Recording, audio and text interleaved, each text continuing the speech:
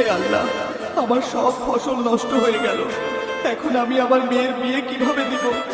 হে আল্লাহ, আমার মেয়ের বিয়ের জন্য তো কিছুই জোগাড় করতে পারলাম না। মা রে, আমি ব্যর্থ বাবা। বাবা, তুমি চিন্তা করো না, তুমি থাকলেই আমি সুখী বাবা। এখন আমার শেষ সম্বলটাই বিক্রি করতে হবে। বন্ধুরা, তোমরা ভিডিওতে লাইক আর সাবস্ক্রাইব করে দাও, যাতে আমি আমার মেয়ের বিয়ের টাকা জোগাড় করতে পারি। গরিব আলুর মেয়ের আবার বিয়ে, ওদের ঘরে তো চালও নাই। ইস, কত অপমান। যাই বাজার থেকে এই আলু আর গরুটা বিক্রি করে টাকা নিয়ে আসি।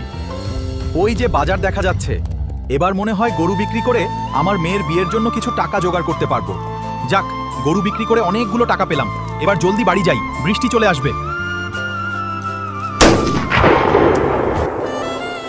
না, আমার টাকার থলে।